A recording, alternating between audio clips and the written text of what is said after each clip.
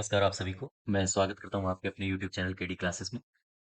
इस वीडियो में हम लोग सरकार की योजनाएं हैं, जो हमारे एग्जाम में आ सकती हैं, उनसे संबंधित कुछ एमसीक्यूज करेंगे और उन योजनाओं का डिटेल में एनालिसिस देखेंगे।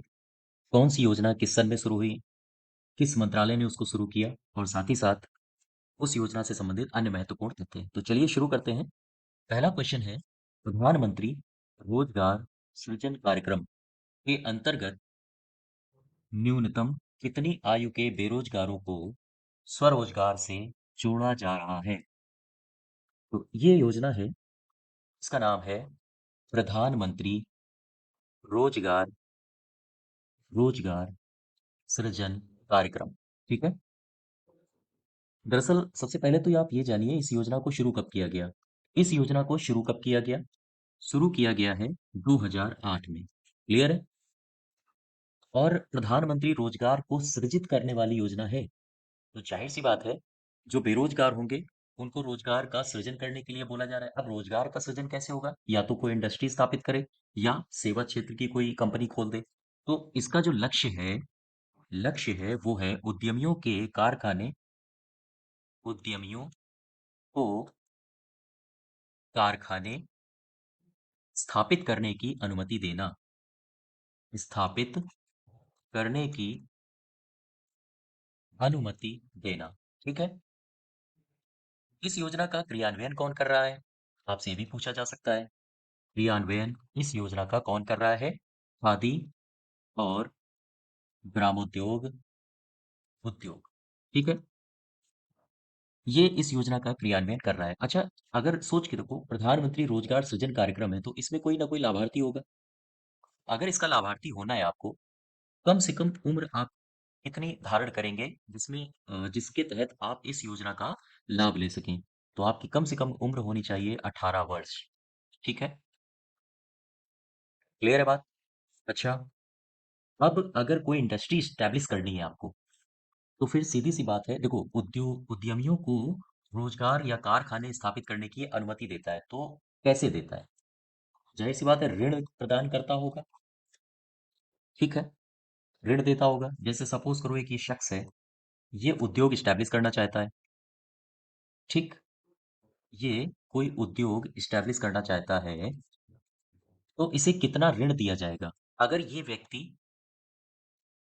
व्यक्ति विनिर्माण क्षेत्र में कोई उद्योग या धंधा शुरू करना चाहेगा, तो इसे 50 लाख रुपए की राशि सहायता दी जाएगी। ठीक है। लेकिन अगर यही व्यक्ति विनिर्माण क्षेत्र में रोजगार स्थापित न करे या विनिर्माण क्षेत्र में कोई कारखाना न डाले, यह सेवा क्षेत्र में कोई रोजगार स्थापित करे, तो फिर इसे आर्थिक मदद दी जाएगी 20 लाख रुपए की। बात समझ पा रहे हो आप? अगर कोई व्यक्ति प्रधानमंत्री रोजगार सृजन कार्यक्रम के तहत लाभार्थी होना चाहे, तो सबसे पहले तो उसे कम से कम 18 वर्ष का होना है। यदि विनिर्माण क्षेत्र में कोई कारखाना वो स्टैब्लिश करेगा, 50 लाख रुपए दिए जाएंगे। यदि सेवा क्षेत्र में करेगा तो 20 लाख रुपए दिए जाएंगे। और इस योजना की शुरुआत हुई थी 2008 में। ठीक है। प्रधानमंत्री रोजगार सृजन कार्यक्रम के अंतर्गत न्यूनतम कितनी आयु के बेरोजगारों को रोजगार से जोड़ा जा रहा है? आंसर होगा 18 वर्ष। अगले क्वेश्चन की तरफ आप, कह रहा है कि मुख्यमंत्री युवा स्वरोजगार योजना, लिख लेते हैं, मुख्यमंत्री युवा स्वरोजगार योजना, ये उत्तर प्रदेश सरकार की योजना है। इसमें पूछा है, योजना के अंतर्गत उद्योगों की स्थापना के लिए अधिकतम कितनी धनराशि ऋण के रूप में बैंकों द्वारा उपलब्ध कराई जाएगी? तो सबसे पहले आप ये समझो कि इस योजना की शुरुआत हुई कब? 2018। क्या उद्देश्य है? क्वेश्चन से ही पता चल रहा है। स्वरोजगार, अपना रोजगार स्टैब्लिश करना है। सरकार कह रही है इस योजना के माध्यम से कि आप स्वरोजगार करिए, यानी कि अपना कोई धंधा करिए, कोई इंडस्ट्री डालिए या कुछ भी करिए। उस योजना के तहत उद्योग की अगर स्थापना की जानी है, तो फिर कितनी धनराशि की उसे बैंकों द्वारा प्रदान किया जाएगा? तो इसका उद्देश्य क्या बनेगा? क्वेश्चन से ही उद्देश्य निकालिए। उद्देश्य निकलेगा यूपी के शिक्षित युवा बेरोजगारों, शिक्षित युवा बेरोजगारों को स्वरोजगार के अवसर प्रदान करना। ठीक है, यहाँ तक क्लियर है। अच्छा, अब उद्योग स्थापना करना है। चूंकि स्वरोजगार करेगा ना, रोजगार मान तो रहा नहीं है, रोजगार खुद देगा। तो फिर सीधी सी बात है, अगर रोजगार स्टैब्लिश करेगा तो फिर इसको उद्योगों की स्थापना करना पड़ेगा, या फिर किसी सेवा क्षेत्र में कुछ एम्प्लॉयमेंट जनरेशन करना पड़ेगा। अगर ये किसी उद्योग की स्थापना करना चाहता है, सपोज करो ये लाभार्थी व्यक्ति है और ये चाहता है कोई उद्योग की स्थापना करना, तो इस योजना के तहत सरकार के द्वारा बैंकों के माध्यम से इसे 25 लाख रुपए का ऋण मिलेगा। लेकिन अगर यही व्यक्ति सेवा क्षेत्र में कोई काम करना चाहेगा, तो इसे केवल और केवल 10 लाख रुपए का ऋण इसे मिलेगा। ठीक है, ये ऋण कहाँ से प्राप्त होगा इसको? बैंकों से। अच्छा, क्या कोई भी व्यक्ति इस योजना का लाभ ले सकता है? नहीं, उसके लिए पात्रता होनी चाहिए। पात्रता उम्र के आधार पर कितनी होनी चाहिए? 18 वर्ष से 40 वर्ष इसकी उम्र हो, और इसकी योग्यता कम से कम इसने हाई स्कूल की परीक्षा पास कर ली हो। तो मुख्यमंत्री युवा स्वरोजगार योजना ये आई कब? 2018। क्या करती है ये? क्या इसका उद्देश्य है? यूपी के शिक्षित युवा बेरोजगारों को स्वरोजगार के अवसर देती है, यानी अपना रोजगार स्थापित करने के अवसर प्रदान करती है। अगर कोई व्यक्ति उद्योगों की स्थापना करना चाहेगा, तो बैंकों के द्वारा उसे 25 लाख रुपए का ऋण मिल सकता है। अगर कोई व्यक्ति सेवा क्षेत्र में कोई रोजगार जनरेशन करेगा, तो फिर उसे 10 लाख रुपए का ऋण मिल सकता है। अच्छा, ऐसा व्यक्ति जो ये सब काम करेगा, तो उसकी उम्र होनी चाहिए 18 से 40 वर्ष के बीच में, और उसने कम से कम हाई स्कूल तो पास किया ही हो। तो अब प्रश्न में वापस आओ। कह रहा है कि उद्योगों की स्थापना करना है, इसके लिए कितना लोन मिलेगा उसे? तो आंसर होगा ये वाला, 25 लाख रुपए। क्लियर है? यहां से सारी बातें नोट करिए और इसको रिवाइज करिए बार बार। क्वेश्चन नंबर 3 में है, कह रहा है मुख्यमंत्री युवा स्वरोजगार योजना। अभी अभी इसको मैंने देखा था। मुख्यमंत्री युवा स्वरोजगार स्वरोजगार योजना, रिवीजन करो जरा। कब आई? 2018 में। क्या करेगा ये? ये लोन प्रदान करेगा किसी भी व्यक्ति को, ताकि वो इंडस्ट्री स्टैब्लिश कर सके। अगर उसने उद्योग स्थापित किया तो कितना ऋण मिलेगा? 25 लाख रुपए। अगर उसने सेवा क्षेत्र में कोई रोजगार के लिए कोई काम कर रहा है, तो कितना मिलेगा उसे लोन? 10 लाख रुपए। ठीक है, उम्र कितनी होनी चाहिए? 18 से 40 साल। कितनी क्या पास कर लिया हो उसने? High school. क्लियर है? तो इसका आंसर होगा तीसरा। ठीक है, ये क्वेश्चन पुराना था, यानी दूसरे नंबर क्वेश्चन का ही ये दूसरा वर्जन था। चौथे क्वेश्चन में आओ। कह रहा है कि उत्तर प्रदेश के शहरी एवं ग्रामीण क्षेत्र के पारंपरिक हस्तशिल्पियों का प्रोत्साहन देने एवं उनकी कलाओं के संवर्धन के माध्यम से उनकी आय में वृद्धि करने के लिए कौन सी योजना संचालित है? यहां से एक की पॉइंट उठाओ। कह रहा है हस्तशिल्पी, और ये योजना अभी हाल ही में आप लोगों ने बहुत चर्चा में सुनी होगी। हस्तशिल्पियों के लिए कौन सी योजना है? विश्वकर्मा श्रम सम्मान योजना। ठीक है, विश्वकर्मा श्रम सम्मान योजना। चलो देखो, विश्वकर्मा श्रम सम्मान योजना। विश्वकर्मा श्रम सम्मान योजना में एक बात आप ध्यान रखो, इसमें जो हस्तशिल्पी है उन्हें प्रशिक्षण दिया जाता है। तो योजना के तहत प्रशिक्षण की की अवधि में इस योजना के तहत हस्तशिल्पियों को प्रशिक्षण दिया जाता है। तो क्वेश्चन वही कह रहा है कि इस योजना के तहत हस्तशिल्पियों के प्रशिक्षण की अवधि में कारीगरों को कारीगरों को 200 रुपया प्रतिदिन प्रतिदिन के हिसाब से मानदेय मिलेगा। क्लियर है? प्रशिक्षण किसी भी कारीगर को जब उसे प्रशिक्षित किया जाएगा तो प्रशिक्षण की अवधि के दौरान उसे 200 रुपया प्रतिदिन के हिसाब से इसे मानदेय प्रदान किया जाएगा। क्लियर है? तो इसका आंसर होगा विश्वकर्मा श्रम कल्याण योजना। अगला क्वेश्चन है पांचवा, कह रहा है मुख्यमंत्री हस्तशिल्प पेंशन योजना। मुख्यमंत्री हस्तशिल्प पेंशन योजना, ठीक। ये कब आई? सबसे पहले तो आप ये देखो, ये आई 2017 में। प्रश्न कह रहा है कि मुख्यमंत्री हस्तशिल्प पेंशन योजना के अंतर्गत चयनित हस्तशिल्पियों को प्रति माह कितनी पेंशन दी जाती है? तो आई कब? 2017 में। और इसमें इस योजना के तहत जो चयनित हस्तशिल्पी हैं, हस्तशिल्पी किसे कहते हैं? जो आमतौर पर हाथ से कारीगरी करते हैं, जैसे सुनार, लोहार, बुनकर, इनको हस्तशिल्पी कहा जाता है। ये हाथ से अपनी कारीगरी करके अपना जीवन यापन करते हैं। तो मुख्यमंत्री हस्तशिल्प पेंशन योजना के तहत जो चयनित हस्तशिल्पी हैं, उन्हें 500 रुपया प्रति माह पेंशन दी जाती है। ठीक है, यहाँ तक क्लियर है? अच्छा, क्या ऐसे ही उठा के किसी को पेंशन दे दी जाएगी? नहीं, इसके लिए कुछ पात्रता निर्धारित की गई है। कौन कौन सी है? जैसे पहला नंबर, उसकी जो आयु होनी चाहिए वो कम से कम 60 वर्ष होनी चाहिए। यानी 60 वर्ष या उससे ज्यादा के लोग ही इस पेंशन योजना से लाभान्वित हो सकते हैं। दूसरा पॉइंट क्या है? क्या इसमें आयु में छूट भी दी गई है? हाँ, इसमें महिला और विकलांगों को 5 वर्ष आयु में छूट भी दी गई है।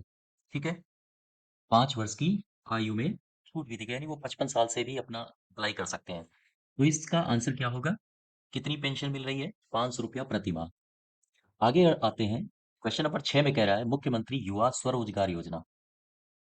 मुख्यमंत्री युवा स्वरोजगार योजना, ये क्वेश्चन हमने डिस्कस किया था आपका, ये देखिए 2 नंबर में, मुख्यमंत्री युवा स्वरोजगार योजना। ठीक है, क्वेश्चन नंबर 6 में आओ। मुख्यमंत्री युवा स्वरोजगार योजना के अंतर्गत जो सेवा उद्योग है, अब विनिर्माण की बात नहीं हो रही है, अब बात हो रही है सेवा उद्योग की। तो सेवा उद्योग की स्थापना के लिए अधिकतम कितनी धनराशि ऋण के रूप में बैंक उपलब्ध कराएगा? फिर से देखो ध्यान से, हमने बात करी थी विनिर्माण की। अगर विनिर्माण क्षेत्र के लिए उसे लोन दिया जाएगा तो दिया जाएगा 25 लाख रुपए। ठीक है, लेकिन अगर सेवा क्षेत्र के लिए कोई सेवा क्षेत्र के लिए वो कोई उद्योग स्टैब्लिश करता है तो उसे लोन दिया जाएगा 10 लाख रुपए। तो यहां से आंसर क्या होगा आपका? 10 लाख रुपए। बात समझ पा रहे हो आप? ठीक है, तो इसका आंसर क्या हो जाएगा? 10 लाख रुपए। और बाकी इसकी अगर डिटेल जाननी है तो आप क्वेश्चन नंबर 2 को फिर से देखिए। इसकी उम्र होनी चाहिए 18 से 40 वर्ष और योग्यता होनी चाहिए हाई स्कूल पास। ठीक है, क्वेश्चन नंबर 7वें में आओ। कह रहे हैं मुख्यमंत्री कन्या सुमंगला योजना। मुख्यमंत्री कन्या सुमंगला योजना, सबसे पहला क्वेश्चन तो यही बनता है कि ये लागू कब हुई, इसका शुभारंभ कब हुआ? तो शुभारंभ हुआ 2019 में, अक्टूबर में। और ये लागू कब हुई थी? 1 अप्रैल 2019 में। अब ये मत कंफ्यूज होइए कि अक्टूबर में ये लॉन्च हुई है और अप्रैल में कैसे लागू हो गई। तो सरकार की योजना होती है कि भाई अभी मैंने इसका उद्घाटन कर दिया है, लेकिन शर्त ये है कि ये पुराने महीनों से लागू होगी। तो ये जो 2019 का नया वित्त वर्ष शुरू हुआ था, से लागू मानी जाएगी। चलिए, मुख्यमंत्री कन्या सुमंगला योजना का संचालन कौन करता है? बताइए भाई। इसका संचालन करता है महिला कल्याण विभाग। महिला कल्याण विभाग। क्लियर है बात? यहाँ तक क्लियर है? अच्छा, एक बात बताइए, सपोज करो ये व्यक्ति है, ठीक है, इस योजना का ये लाभ लेना चाहता है, यानी ये बनना चाहता है लाभार्थी। तो सरकार ने कुछ शर्तें रखी हैं। सरकार ने कहा है कि अगर आपको इस योजना का लाभ लेना है तो फिर आपकी केवल और केवल 2 बेटियों को ही ये योजना लाभ दे पाएगी, वही लाभ मिलेगा, सबसे पहली शर्त। और तीसरा, अगर आपको लाभ लेना है तो आपकी जो वार्षिक आय है, वार्षिक आय सालाना सालाना 3 लाख रुपए से अधिक नहीं हो सकती, अधिक नहीं होनी चाहिए। बात समझ पा रहे हो आप? मुख्यमंत्री कन्या सुमंगला योजना के तहत अगर कोई व्यक्ति लाभार्थी बनना चाहता है, इसका लाभ उठाना चाहता है, तो केवल और केवल उसे 2 बेटियों तक ही लाभ मिलेगा। वो कंडीशन अपवाद स्वरूप होती है कि सपोज करो तो जुड़वा बेटी पैदा हो गई और बाद में एक बेटी और पैदा हो गई, तो तीनों को लाभ मिलेगा। लेकिन आमतौर पर ये 2 बेटियों को लाभान्वित करेगी योजना। जिस व्यक्ति को लाभ मिल रहा है उसकी वार्षिक आय 3 लाख रुपए से ज्यादा ना हो। ठीक है, क्लियर है बात? और सबसे जो खास बात है जो हमारे एग्जाम में फोकस करी जा सकती है वो ये है कि इस योजना के तहत 6 चरणों में 15,000 रुपए की राशि दी जाएगी। ठीक है, किसे मिलेगी? लाभार्थी को। अब ये जो 6 चरण है ना, इनसे भी हमारे एग्जाम में प्रश्न पूछ सकता है। तो आप एक टेबल बनाओ, एक तरफ लिखो चरण, एक तरफ लिखो अ, चरण, और दूसरा कॉलम बनाओ मुख्य बातें, और तीसरा चरण बनाओ राशि। किस चरण में कितनी राशि दी जाएगी? ठीक, ये 3 कॉलम बनाइए। हालांकि हमारी लाइनें सही नहीं जा रही हैं, जैसे भी हैं आप मैनेज करिए। तो अगर हम बात करें प्रथम चरण की, प्रथम चरण में बच्ची का हुआ जन्म, ये सपोज करो बच्ची है। ठीक, प्रथम चरण में इसका जन्म हुआ और इसे जन्म के समय राशि दी जाएगी 2,000 रुपया। दूसरा चरण, सेकंड चरण, दूसरे चरण में इसका होगा टीकाकरण, और जब टीकाकरण पूरा हो जाएगा तो उसकी रिपोर्ट जाएगी, सरकार खाते में 1,000 रुपया भेज देगा। तीसरे चरण में क्या होगा? तीसरे चरण में बच्ची ने प्रवेश किया पहली कक्षा में। प्रवेश अगर वो लेगी पहली कक्षा में, प्रवेश लेते ही अकाउंट में आ जाएंगे 2,000 रुपए, सॉरी 2,000 रुपए। चौथे चरण में क्या होगा? जब बच्ची प्रवेश लेगी कक्षा 6 में, तो अकाउंट में आ जाएंगे 2,000 रुपए। 20,000 बार बार लिख जाता है, सॉरी, 2,000 रुपए। और पांचवें चरण में क्या होगा? जब बच्ची प्रवेश लेगी कक्षा 9 में, ठीक है, तब अकाउंट में आ जाएंगे 3,000 रुपए। और छठा और अंतिम चरण ये है कि जब बच्ची स्नातक में प्रवेश करेगी तो अकाउंट में आएंगे 5,000 रुपए। और ऐसे आप देख लो, 5, 3, 8, 2, 10, 2, 12, 13, 14, 1, 15, यानी कि टोटल राशि कितनी मिल रही है? 15,000 रुपए। कितने चरणों में मिल रही है? 6 चरणों में। तो ये पूरा ये जो पूरी जानकारी है उसको अपने नोट में अपने डाउन करिए, उतारिए, और इसका रिवीजन करिए। ठीक है, अगले क्वेश्चन की तरफ आए।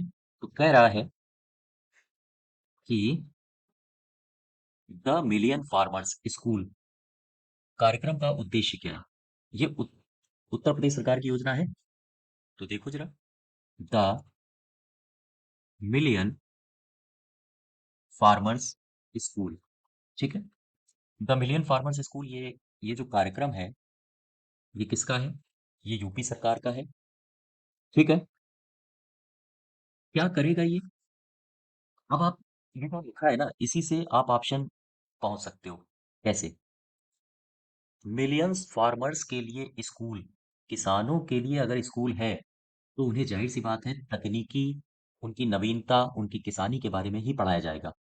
ऑप्शन जरा देखिए, चेक करिए। दुग्ध संघों को सुदृढ़ बनाना, ये नहीं हो सकता है। दलहन और तिलहन के उत्पादन को बढ़ाना, ये भी नहीं हो सकता है। ठीक है, और जो पहला ऑप्शन है, कृषकों को कृषि की समग्र नवीनतम तकनीक से प्रशिक्षित करना, तो जाहिर सी बात है स्कूल में जाओगे तो फिर यही करना पड़ेगा, आपको प्रशिक्षित किया जाएगा। तो इसका पहला ऑप्शन हो गया। इसका जो लक्ष्य होगा वो लक्ष्य क्या हो सकता है? किसानों को कृषि की समग्र कृषि की समग्र नवीनतम तम तकनीकी से प्रशिक्षित करना। ठीक है, प्रशिक्षित करना। यहां तक बात क्लियर है? यहाँ अच्छा, इस योजना के तहत ना, द मिलियन फार्मर्स स्कूल कार्यक्रम, इसके तहत जो बजट आया है हमारा, बजट आया है यूपी सरकार का 2023 और 2024। इसमें एक खास प्रावधान किया गया है। सरकार ने कहा है कि हम 2023-24 बजट के तहत 17,000 17,000 किसान पाठशालाओं का पाठशालाओं का आयोजन करेंगे। ठीक है, तो आपसे क्वेश्चन पूछा जा सकता है कि बजट 2023-24 में कितनी किसान पाठशालाओं का आयोजन किया जाएगा, सरकार का लक्ष्य है। तो इसका सीधा सा आंसर होगा 17,000 किसान पाठशालाओं को आयोजित किया जाएगा, और ये सरकार ने अपना टारगेट बनाया है।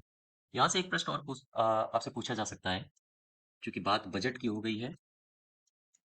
तो बजट 2023-24 में पंडित दीनदयाल उपाध्याय उपाध्याय कृषि समृद्धि कृषि समृद्धि योजना के अंतर्गत इसे कितनी राशि आवंटित की गई आवंटित की गई बजट 2023-24 के आधार पर इस योजना को कितनी राशि दी गई है? तो ये दी गई है 102.81 करोड़ रुपए। ठीक है, ये फैक्चुअल जानकारी आप नोट करिए और इसको याद करिए। क्वेश्चन नंबर 9 है, कह रहा है कि उत्तर प्रदेश में national programme for palliative care, ये national programme for palliative care क्या होता है, पहले तो आप ये समझो।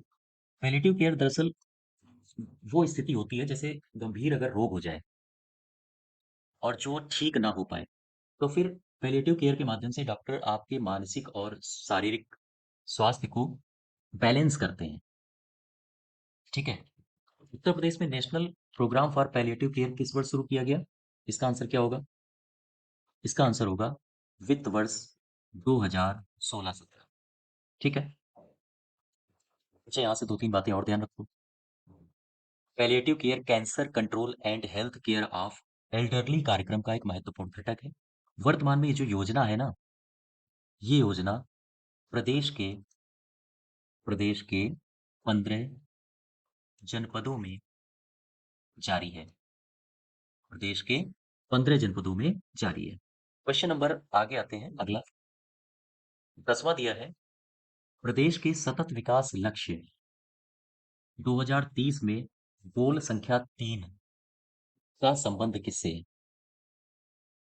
गोल संख्या 3 का संबंध किससे है? दरअसल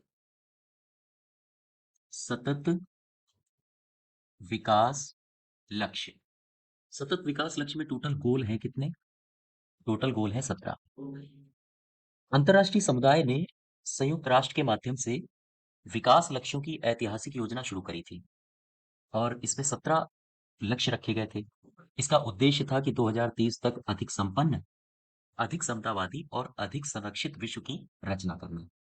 ठीक है, इसमें यह भी लक्ष्य था कि अधिक संपन्न हम बनेंगे तो विश्व भी संपन्न बनेगा, समतावादी बनेंगे, संरक्षित ने अपने जो विश्व की जलवायु वगैरह है उसको संरक्षित करेंगे।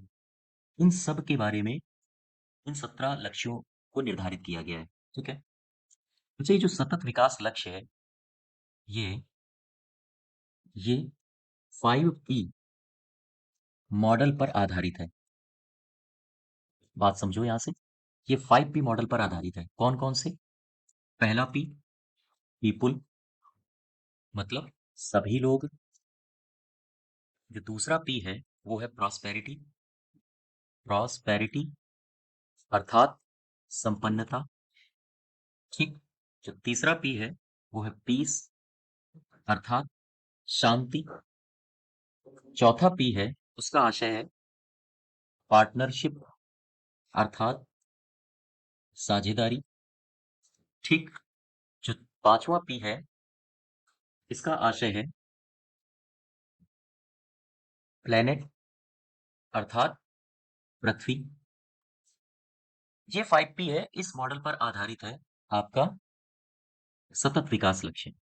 पीपल, प्रॉस्पेरिटी, पीस, पार्टनरशिप और प्लेनेट। क्लियर है बात? ठीक है। अब देखो, इसमें जो 17 लक्ष्य दिए गए हैं ना, 17 लक्ष्य, इसमें से एक लक्ष्य है, वो है 14वां लक्ष्य, 14th। ये हमारे यूपी में लागू नहीं होता है। क्यों लागू नहीं होता है? क्यों लागू नहीं होता है?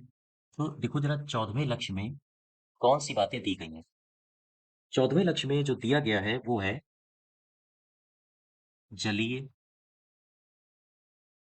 जीवों की सुरक्षा। तो अब आप ये पूछोगे क्या यूपी में जलीय जीव नहीं है? बिल्कुल है। लेकिन ये जो जलीय जीव की बात करी गई है वो की गई है समुद्र से संबंधित। क्या यूपी का बॉर्डर समुद्र को स्पर्श करता है? जी नहीं। तो फिर ये जो गोल नंबर 14 है ना, ये यूपी के लिए लागू नहीं होता है। क्लियर है? तो ये कुछ बातें हैं जो आपको ध्यान रखनी है। तो क्वेश्चन है गोल नंबर अर्थात संख्या 3 किससे संबंधित है? तो ये संबंधित है स्वस्थ जीवन से। ठीक है।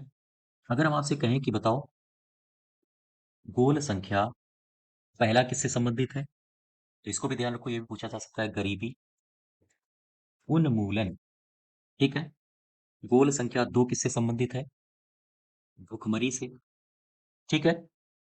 गोल संख्या 6 किससे संबंधित है? ये है स्वच्छता से। स्वच्छता से। क्लियर है? और गोल संख्या 13 किससे संबंधित है? ये है जलवायु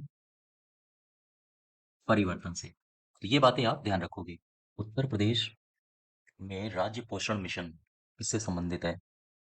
तो उत्तर प्रदेश में जो राज्य पोषण मिशन है ना, ये राज्य पोषण मिशन संबंधित है, आपके ऑप्शन दिए गए हैं, विकलांग कल्याण से, शहरी विकास से, कुपोषण से या कौशल से। तो इसका उत्तर आप सब गेस करेंगे, क्योंकि पोषण दिया है इसलिए इसका उत्तर होगा कुपोषण से। ठीक है। अब इसमें दो तीन फैक्ट हैं जो आपको याद रखने हैं। जैसे आपने एक शब्द सुना होगा, पोषण वाटिका। ये क्या है पोषण वाटिका? दरअसल इसे महिला और बाल विकास मंत्रालय ने शुरू किया है। महिला और बाल विकास मंत्रालय ने शुरू किया है और इसमें साथ लिया गया है आयुष मंत्रालय का। ठीक है। यानी इन दोनों मंत्रालयों की एक मिली-जुली ये योजना है पोषण वाटिका। अच्छा, ये तो ठीक है। पोषण वाटिका होता क्या है? दरअसल आपने एक बात समझो, ये वाटिका लिखा है, वाटिका यानी कि उद्यान। ऐसा उद्यान जो हमें पोषण भी दे। इसका जो आशय है वो ये है कि भूमि का एक छोटा टुकड़ा जहाँ घर के लोग सब्जियां उगाते हैं। पोषण वाटिका है क्या? इसका क्या अर्थ है? इसका अर्थ है भूमि का वह छोटा टुकड़ा जहाँ घर के लोग क्या करते हैं? सब्जियां उगाएं। ठीक है। उगाते हैं। ये तो ठीक है। घर के लोग सब्जियां उगाते हैं। किस लिए उगाते हैं? तो आपने देखा है पोषण वाटिका, पोषण के लिए। पोषण के लिए का मतलब है इसमें मुख्य फोकस किया जाता है महिलाओं और बच्चों को, ताकि ये कुपोषित ना रह सके। ठीक है। एक और योजना है जिसका नाम है पोषण अभियान। पोषण अभियान। इस पोषण अभियान को हम राष्ट्रीय पोषण मिशन के नाम से भी जाना जाता है। राष्ट्रीय पोषण मिशन। आपसे इतना पूछेगा कि ये जो अभियान है ना, राष्ट्रीय पोषण मिशन, ये कब आया? तो ये आया है 8 मार्च 2018 को। ठीक है। इसकी आप डेट याद रखिए, बाकी इतना सफिशिएंट है। पहला क्वेश्चन हमारा हुआ उत्तर प्रदेश राज्य पोषण मिशन किससे संबंधित है? यह है कुपोषण से। और इसमें पोषण वाटिका क्या है? महिला और बाल विकास मंत्रालय और आयुष मंत्रालय के सहयोग से ये शुरू किया गया, जिसका अर्थ है भूमि का वह छोटा टुकड़ा जहाँ पर लोग सब्जियां उगाते हैं, और इनका इन सब्जियों का मुख्य उद्देश्य है महिलाओं और बच्चों को कुपोषण से बचाया जा सके। ठीक है। देख लेते हैं पोषण अभियान के बारे में। तो पोषण अभियान कहिए या फिर राष्ट्रीय पोषण मिशन कहिए, ये राष्ट्रीय स्तर की एक योजना है जिसे 8 मार्च 2018 को लॉन्च किया गया। ओके, चलिए अब अगले क्वेश्चन की तरफ बढ़ते हैं। अगला क्वेश्चन है, संगम योजना का मुख्य उद्देश्य। ये आर ओ में पूछा गया था 2021 में। संगम योजना, देखिए यहाँ पर कंफ्यूजन बहुत होगा। हमने शुरू से पढ़ा है संगम यानी कि गंगा और यमुना का संगम, लेकिन यहाँ ऐसा नहीं है। ये गेस मत करिएगा। संगम योजना में नदियों को प्रदूषण मुक्त तो बिल्कुल नहीं है, राष्ट्रीय एकता को बढ़ावा देना नहीं है, नदियों से संबंधित बिल्कुल नहीं है। संगम योजना का मुख्य उद्देश्य है विकलांगों की कल्याण बना। तो संगम योजना का मुख्य उद्देश्य क्या है? विकलांगों की कल्याण वृद्धि करना। अच्छा, अब एक प्रश्न यहाँ से ये उठता है कि ये जो संगम योजना है ना, ये कब शुरू की गई थी? ये शुरू की गई है 15 अगस्त 1996 को। और इसमें विकलांगों को आर्थिक सहायता दी जाती है। विकलांगों को आर्थिक सहायता दी जाती है। कितने रुपए की? वो ये है 15,000 रुपए। यानी अगर विकलांग कोई इनिशिएटिव शुरू करना चाहे तो उनको आर्थिक मदद दी जाती है 15,000 रुपए की।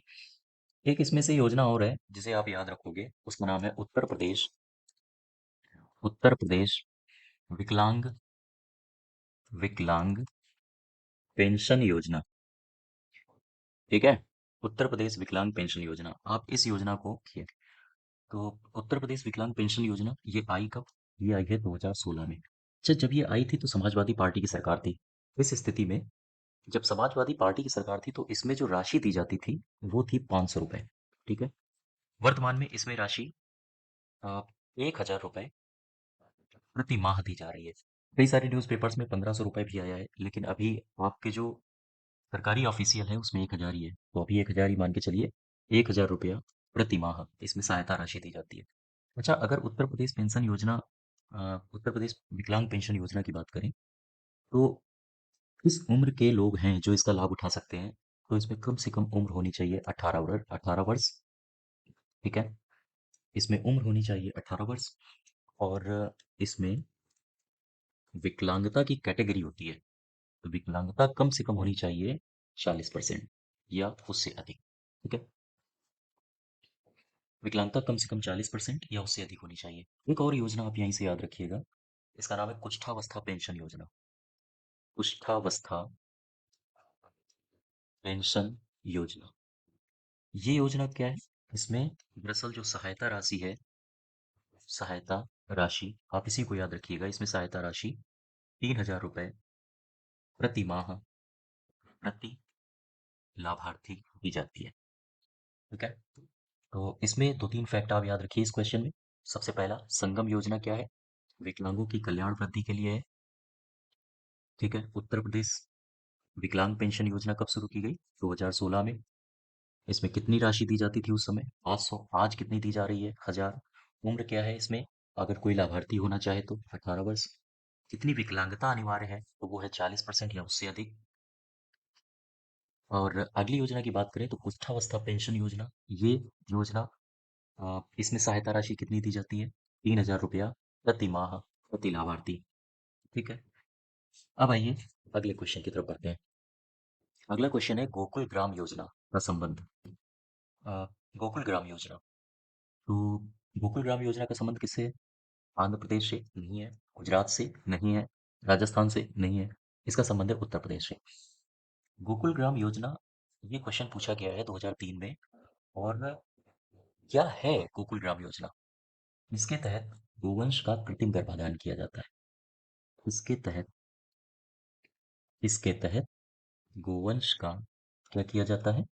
कृत्रिम गर्भाधान।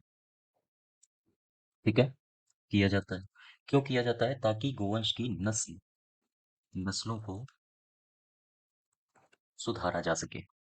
ओके, अच्छा, इसी में एक योजना और है जिसे आप लोग याद रखोगे। ये तो गोकुल ग्राम योजना है, एक योजना है राष्ट्रीय गोकुल मिशन। राष्ट्रीय गोकुल मिशन। ठीक, राष्ट्रीय गोकुल मिशन क्या है? इसे दिसंबर 2014 में लॉन्च किया गया था। उस समय एनडीए की सरकार आ चुकी थी, यूपीए की चली गई थी। तो राष्ट्रीय गोकुल मिशन में वहां भी यही है, गो जाति नस्लों के विकास और संरक्षण के लिए। यहाँ भी सेम प्रोसेस है, गो जातीय नस्लों के विकास और संरक्षण के लिए यह योजना शुरू की गई। ठीक है। इसे कौन चला रहा है? दूसरा प्रश्न ये बनता है राष्ट्रीय गोकुल मिशन को। इसे कौन सा मंत्रालय चला रहा है? मंत्रालय है मत्स्य पालन, मत्स्य पालन, पशुपालन और डेयरी विकास मंत्रालय, विकास मंत्रालय। ठीक है। यहाँ से एक प्रश्न और बनेगा। ये जो राष्ट्रीय गोकुल मिशन है ना, इसमें 16 गो इस मिशन के तहत 16 गोकुल ग्रामों की स्थापना की गई। 16 गोकुल ग्राम। लेकिन आपको ये ठीक है, ये आप गिनती याद रखिए, 16 गोकुल ग्राम। लेकिन इन 16 गोकुल ग्रामों में से जो 3 ग्राम हैं, 3 गोकुल ग्राम, ठीक है, वो यूपी में खोले गए हैं। यूपी में कहाँ कहाँ आपसे पूछ सकता है। पहला है मथुरा, दूसरा है अ, वाराणसी, और तीसरा है, ये है शाहजहांपुर। तो आप याद रखिएगा, राष्ट्रीय गोकुल मिशन ये कब आया? 2014 में। इसमें क्या होता है? गो जातीय नस्लों के विकास और संरक्षण के लिए है। इसे कौन सा मंत्रालय चला रहा है? तो ये है मत्स्य पालन, पशुपालन और डेयरी विकास मंत्रालय। इस योजना के तहत कितने गोकुल ग्रामों की स्थापना की गई है? 16 पूरे भारत में। लेकिन अगर पूछे यूपी में कितने हैं, तो फिर यूपी में होंगे 3। कहाँ कहाँ है? मथुरा, वाराणसी और शाहजहांपुर। तो ये क्वेश्चन आप, इसे इतने फैक्ट आप याद रखिएगा। ठीक है, अगले क्वेश्चन की तरफ बढ़ते हैं। अगला प्रश्न है, उत्तर प्रदेश सरकार द्वारा प्रारंभ की गई कन्या विद्याधन योजना। तो इसमें देख लेते हैं। यह है कन्या विद्याधन योजना। ठीक है। कन्या विद्याधन योजना ये किसकी है, यानी किस स्टेट ने इसको शुरू किया है? तो यह है उत्तर प्रदेश की। कन्या विद्याधन योजना लॉन्च कब की गई? इसका टाइम क्या है? यानी कि हम बोले तो वर्ष क्या है? तो ये शुरू की गई थी 2012 में। अच्छा, होता क्या है इसमें? कन्या विद्याधन योजना में क्या लाभ दिया जाता है? तो जैसे ही कोई बच्ची 12th पास कर लेती है, ठीक है, पास करे, उसे 30,000 रुपए की सहायता राशि, सहायता राशि कहो या प्रोत्साहन राशि कहो, राशि दी जाती है। तो कितनी राशि? 30,000 रुपए की। एक बच्ची को क्या पास कर ले? 12वीं की परीक्षा। आपसे यही पूछा गया है। उत्तर प्रदेश सरकार द्वारा प्रारंभ की गई कन्या विद्याधन योजना उन लड़कियों के लिए है जिन्होंने उत्तीर्ण की है कक्षा 12। ये सही है। एक योजना और दिमाग में आ रही है जिसे आप याद रखोगे। इसका नाम है बालिका बालिका समृद्धि योजना। ठीक है। बालिका समृद्धि योजना। बालिका समृद्धि योजना कब आई? 1997 में। ठीक। इसमें जो आर्थिक सहायता राशि दी जाती है, वो बच्ची के जन्म पर जो लाभार्थी होते हैं, लाभार्थी को 500 रुपए की सहायता राशि दी जाती है। ठीक है। पढ़ते हैं अगले क्वेश्चन की तरफ। अगला क्वेश्चन है, उत्तर प्रदेश स्वामी विवेकानंद ऐतिहासिक पर्यटन यात्रा योजना। उत्तर प्रदेश में स्वामी विवेकानंद ऐतिहासिक पर्यटन यात्रा योजना। सबसे पहला क्वेश्चन तो यही है कि ये योजना शुरू कब की गई थी? शुरू की गई थी 2021 में। और किसके लिए है? दरअसल ये याद रहे, बुजुर्गों के लिए नहीं है, महिलाओं के लिए नहीं है, विधवाओं के लिए नहीं है, ये है मजदूरों के लिए। अच्छा, जो पंजीकृत मजदूर होते हैं ना, एक पोर्टल पर सरकार कहती है कि हम आपको 12,000 रुपए की सहायता राशि देंगे, आप धार्मिक स्थलों में घूम कर आइए। तो जो सहायता राशि आप याद रखिएगा, सहायता राशि कितनी दी जाती है इसमें? इसमें सहायता राशि दी जाती है 12,000 रुपए। और ये योजनाएं किसके लिए है? ये है मजदूरों के लिए। बात समझ पा रहे हो आप? तो धार्मिक स्थल की यात्रा पर जाने के लिए जो मजदूर आवेदन प्रक्रिया को पूरा कर सकेंगे, उन्हें सरकार की तरफ से 12,000 रुपए की सहायता राशि दी जाती है। ओके। अब चलिए बढ़ते हैं अगले क्वेश्चन की तरफ। अगला क्वेश्चन है, अ, उत्तर प्रदेश में किसान बही योजना शुरू की गई? ये क्वेश्चन कई बार पूछा गया है और आगामी समय में भी इसके पूछे जाने की पूरी संभावना है। इसका आंसर अब संभवतः आप लोगों को पता होगा। 1997 नहीं, 75 नहीं, 90 नहीं, 1992। ठीक है। अच्छा, ये किसान बही क्या है बताओ? किसान बही ये क्या है?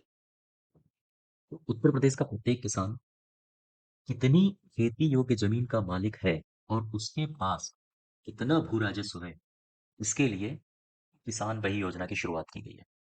Are you getting guys? फिर से समझो। उत्तर प्रदेश का प्रत्येक किसान अपनी खेती योग्य जमीन का मालिक है और उसके पास कितना भू राजस्व है, इसके लिए किसान बही योजना की शुरुआत की गई। किसान बही योजना दरअसल तहसील से जारी होती है, तहसील से। और इसे जारी कौन करता है? ये करते हैं तहसीलदार, तहसीलदार और कानून को, कानून इनको। ठीक है। अच्छा, तहसीलदार और कानूनगो के सहयोग से इसे जारी किया जाता है। किसान बही के लिए अगर किसी ने अप्लाई किया तो वो कितने दिनों में उसे मिल जानी चाहिए? 20 कार्य दिवसों में। 20 कार्य दिवसों में। ठीक है। तो इतना आप याद रखिएगा, उत्तर प्रदेश किसान बही योजना ये 1992 है। किसान बही तो अगर कोई किसान प्राप्त करना चाहता है तो उसे कितना समय लगेगा? 20 कार्य दिवसों में उसे प्राप्त हो जाएगी अप्लाई होने के बाद। और इसे जारी कहाँ से करेगा करा जाएगा? तहसील से। कौन करेगा? तहसीलदार और कानून को। अगले क्वेश्चन की तरफ बढ़ते हैं। अगला है, गोमती कार्य योजना का प्रारंभ भारत के पर्यावरण एवं वन मंत्रालय के सहयोग से किस वर्ष प्रारंभ किया गया? तो गोमती कार्य योजना, इसका उत्तर होगा 1993। अब आ जाओ गोमती। ये गोमती एक नदी है। ठीक है। गोमती नदी है तो ये, इसमें दो पॉइंट आप याद रखो। ये कहाँ से निकलती है, कहाँ से निकलती है, और बहते बहते ये कहाँ आ, इसका मुहाना है, इसका मुहाना कहाँ है? तो निकलती कहाँ से है? ये निकलती है पीलीभीत से। पीलीभीत में एक झील है जिसका नाम है फुलहर झील। याद रखिएगा, एग्जाम में पूछा जाता है। एक झील है फुलहर झील, या फिर इसी झील को एक और नाम दिया जाता है, इसका नाम है गोमत ताल। गोमती नदी कहाँ से निकल रही है? फुलहर झील, पीलीभीत या फिर गोमत ताल से। और ये बहते बहते बहते बहते लखीमपुर खीरी वगैरह से होकर बहती है, शाहजहांपुर से, सीतापुर से, लखनऊ से, लखनऊ तो इसी किनारे बसा है। ये पहुंच जाती है गाजीपुर। कहाँ पहुंच गई? गाजीपुर। गाजीपुर में एक जगह है, इसका नाम है आ, कैथी। कैथी के पास ही यह गंगा से मिल जाती है, मिल जाती है। ठीक है, तो हम कह सकते हैं कि गोमती गंगा की भी सहायक नदी है। गोमती कहाँ से निकल रही है? पीलीभीत के फुलहर से। ठीक। और या गोमत ताल से, और गाजीपुर में कैथी में गंगा से मिल जाती है। अच्छा, गोमती नदी से दो तीन फैक्ट और याद रखो। इसकी एक सहायक नदी भी है। इसकी एक क्या है? सहायक नदी। इसे सई नदी के नाम से जाना जाता है। सई नदी। ये कहाँ से निकलती है? इसमें भी दो पॉइंट याद रखो। दरअसल ये निकलती है हरदोई से। हरदोई से। और इसका मुहाना कहाँ है? ये है जौनपुर में। जौनपुर में ये गोमती नदी से मिल जाती है, सई नदी, और ये हरदोई से निकलती है। हरदोई में एक झील है जिसका नाम है भिजवान झील। इसका नाम है भिजवान झील। तो ये भिजवान झील से निकली और जौनपुर में गोमती नदी से मिल जाती है। इतनी बातें आप याद रखो। गोमती कार्य योजना प्रारंभ कब हुआ था? 1993। गोमती नदी कहाँ से निकल रही है? पीलीभीत, फुलहर झील या गोमत ताल से। लखीमपुर खीरी, शाहजहांपुर और अ, पीलीभीत, लखनऊ, इनसे सबसे बहती हुई ये कहाँ पहुंची? गाजीपुर। गाजीपुर में एक जगह है कैथी, और यहाँ पर ये मिल जाती है गंगा से। गोमती नदी की एक सहायक नदी है सई नदी। सई नदी हरदोई से भिजवान झील से निकली और ये जौनपुर में, हाँ, ये गोमती से मिल जाती है। ठीक है। एक और याद रखो, ये जो गंगा और गोमती, इन दोनों का संगम है ना, इनके संगम पर स्थित है मार्कंडेय महादेव मंदिर। इनके संगम पर स्थित है मार्कंडेय महादेव मंदिर। ठीक है, अगले क्वेश्चन की तरफ बढ़ते हैं। अगला क्वेश्चन है, आत्मनिर्भर उत्तर प्रदेश रोजगार अभियान ये कब शुरू किया गया? तो ये क्वेश्चन पूछा जा चुका है। आत्मनिर्भर उत्तर प्रदेश रोजगार अभियान ये कोविड 19 के बाद योजना शुरू की गई। ठीक है, तो जाहिर सी बात है कोविड 19 के बाद अगर शुरू की गई होगी तो 2020 आंसर होगा। 2020 तो सब में है, तो फिर इसका हमें एग्जैक्ट आंसर पता होना चाहिए। 26 जून 2020 यहाँ होना चाहिए।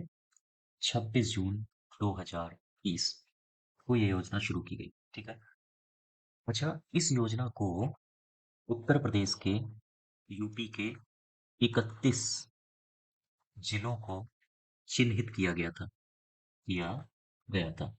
यानी ये योजना 31 जिलों के लिए लागू की गई थी। इसमें एक चीज और याद रखो, एक योजना है राष्ट्रीय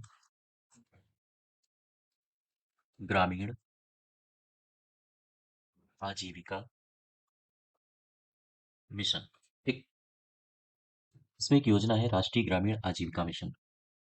ये योजना कब आई? दरअसल ये योजना आई थी 2013 में। इससे पहले एक योजना आई थी, उसका नाम है स्वर्ण जयंती, स्वर्ण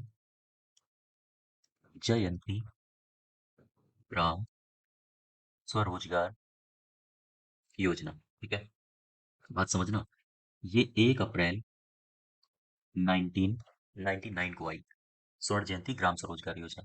इसमें जो केंद्र और राज्य का रेशियो था ना, वो था 75:25। इसी योजना को, ये जो स्वर्ण जयंती ग्राम स्वरोजगार योजना है, इसी योजना को मर्ज कर दिया गया, मर्ज का मतलब कन्वर्ट कर दिया गया राष्ट्रीय ग्रामीण आजीविका मिशन में, और ये किया गया 1 अप्रैल 2013 को। ठीक, इसमें क्या है, इसमें इस योजना के तहत जो बीपीएल है, बिलो पॉवर्टी लाइन, उनके परिवारों को गरीबी रेखा से ऊपर उठाने के लिए छोटे उद्योगों की स्थापना में सहायता देना। बीपीएल को गरीबी रेखा से ऊपर उठाने के लिए छोटे उद्योगों छोटे उद्योगों की स्थापना में क्या करना? सहायता देना। ठीक है, अब ही में इसको इरेज कर देते हैं और इसमें एक और योजना देख लेते हैं। इसका नाम है उत्तर प्रदेश राज्य ग्रामीण आजीविका मिशन। उत्तर प्रदेश राज्य ग्रामीण आजीविका मिशन, ये उत्तर प्रदेश से संबंधित योजना है, इसको आप याद रखिए, वीपीओ वाले बच्चे भी ध्यान दें। आजीविका मिशन शुरुआत इसकी कब हुई? इसकी शुरुआत हुई 2013 से। और इसमें जो केंद्र और जो, जैसे मान लो इस योजना के तहत 100 रुपए योजना के तहत दिए जाने हैं किसी लाभार्थी को, तो फिर 100 रुपए में केंद्र का शेयर कितना होगा और राज्य का शेयर कितना होगा, तो वही आप देखेंगे, केंद्र का शेयर और राज्य का शेयर। तो यहाँ पर केंद्र का होगा 60% और राज्य का होगा 40% इस योजना के तहत। और इसका टारगेट क्या है? प्रदेश के लगभग, इसका टारगेट है, यानी इसका जो लक्ष्य है वो है प्रदेश के लगभग लगभग 1.2 करोड़ गरीब ग्रामीण परिवारों की गरीब ग्रामीण परिवारों की कम से कम एक महिला सदस्य को, कम से कम एक महिला सदस्य को स्वावलंबी बनाना, स्वावलंबी बनाना। ठीक है, क्वेश्चन नंबर 8 क्या है? आत्मनिर्भर उत्तर प्रदेश रोजगार अभियान कब शुरू किया गया? तो याद रहे, ये 26 जून है। उत्तर प्रदेश राज्य ग्रामीण आजीविका मिशन ये कब आया? ये आया 2013 में। केंद्र और राज्य के मध्य इसमें कितना कितना आवंटन होता है? 60:40 का। लक्ष्य क्या है? 1.2 करोड़ गरीब ग्रामीण परिवारों को स्वावलंबी बनाना, उनमें जो महिलाएं हैं। ठीक है, आइए अगले क्वेश्चन की तरफ बढ़ते हैं। क्वेश्चन नंबर 9 है हमारा, उत्तर प्रदेश उद्योग बंधु योजना। उत्तर प्रदेश उद्योग बंधु योजना, ये योजना किससे संबंधित है? यहाँ देखिए ऑप्शन, 2007 में ये पूछा जा चुका है। तो उत्तर प्रदेश में उत्पादित वस्तुओं के निर्यात को प्रोत्साहित करना, जी नहीं। औद्योगिक इकाइयों की समयबद्ध स्थापना सुनिश्चित करना, हाँ ये हो सकता है। औद्योगिक श्रमिकों को तकनीकी प्रशिक्षण प्रदान करना, नहीं। व्यावसायिक प्रशासन में प्रशासनिक प्रशिक्षण प्रदान करना, जी। उत्तर प्रदेश उद्योग बंधु योजना का उद्देश्य क्या है? औद्योगिक इकाइयों की समयबद्ध स्थापना सुनिश्चित करना। ओके, ये क्वेश्चन पूछा गया है 2007 में। अगले क्वेश्चन की तरफ बढ़ते हैं। 10वां क्वेश्चन, जो कि हमारा अंतिम प्रश्न है, उत्तर प्रदेश में किसान मित्र योजना ये कब आई? किसान मित्र यानी कि एग्रीकल्चर से संबंधित जानकारी देने के लिए किसान मित्र योजना आई। इस योजना को लॉन्च किया गया है 18 जून 2001। ओके, अब इसमें दो तीन बातें और देख लो। इसे क्यों लॉन्च किया गया, इसका कारण क्या है? इसका कारण है किसान को कृषि संबंधी जानकारी देना, किसान को कृषि संबंधी जानकारी देना, ये। दूसरा क्या टारगेट हो सकता है? किसानों को सभी प्रकार की जानकारियां उपलब्ध कराना। अच्छा, इस योजना के तहत इस योजना के तहत प्रत्येक पंचायत में एक किसान मित्र की नियुक्ति का प्रावधान है। ठीक है, तो उत्तर प्रदेश किसान मित्र योजना का शुभारंभ कब हुआ था? 18 जून 2001। ये क्वेश्चन आप याद रखेंगे। और इस योजना के तहत प्रत्येक पंचायत में एक किसान मित्र की नियुक्ति का भी प्रावधान है। तो ये टॉप 10 क्वेश्चंस थे। और अगर आप ऐसी सीरीज चाहते हैं तो कमेंट बॉक्स में लिखिए। और वीपीओ यानी कि अभी जो वीपीओ का एग्जाम होना है, ऐसा माना जा रहा है कि ये फरवरी के आसपास होगा, उसमें भी योजनाएं हैं। तो वीपीओ वाले बच्चे अगर योजनाएं पढ़ना चाहते हैं जो पुराने प्रीवियस ईयर्स में आई हुई हैं और जिनके उत्तर प्रदेश के संबंध में जो योजनाएं हैं जो वीपीओ में आ सकती हैं, वो कमेंट बॉक्स करें। हम जल्द ही ऐसी वीडियोस एक शेड्यूल वे में लाने की पूरी कोशिश करेंगे। धन्यवाद पूरा वीडियो देखने के लिए। बहुत बहुत धन्यवाद आपका।